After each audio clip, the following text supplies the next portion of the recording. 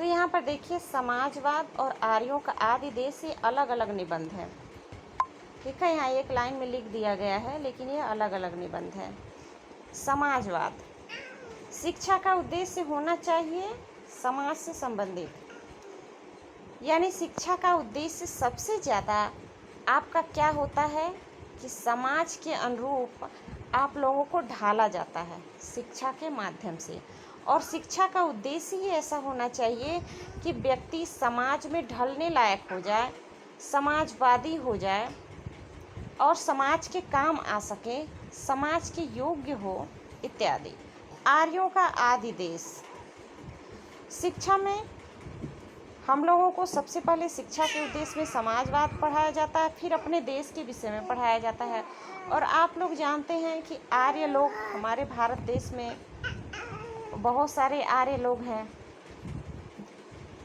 आगे देखिए, भारत के देशी राज्य, पहले आर्यों का आदि देश पढ़ाया जाएगा, उसके बाद भारत के देशी राज्य, फिर अधूरी क्रांति। इस प्रकार संपूर्णानंद जी द्वारा लिखित निबंध रचना शिक्षा का उद्देश्य हुआ, फिर समाजवाद पर शिक्षा दिया गया, फिर आर्यों के आदि देश के विषय में पढ़ाया गया। इसको इमेजिन करते हुए चलिए कि संपूर्णानंद जी द्वारा निबंध रचना कौन कौन सी लिखी गई। तो इन्होंने शिक्षा का उद्देश्य लिखा, फिर समाजवाद पर लिखा, उसके बाद आर्यों के आदि देश, आर्यों का आदि देश भारत को ही कहा जाएगा।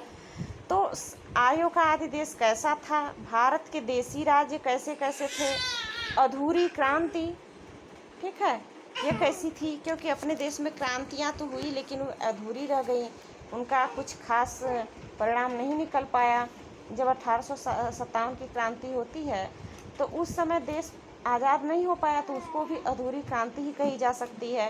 ठीक, तो ये संपूर्णानंद जी का ये चारों निबंध रचना। इसके बाद निबंध संकलन देखेंगे हम लोग। नीचे देखिए, निबंध संकलन में चिदविलास,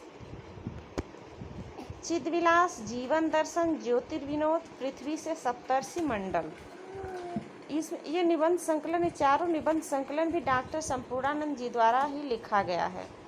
चिदविलास, जीवन और दर्शन, ज्योतिर्विनोद, पृथ्वी से सप्तर्षि मंडल तक, यह भी निबंध संकलन डॉक्टर संपूर्णानंद जी द्वारा लिखा गया है।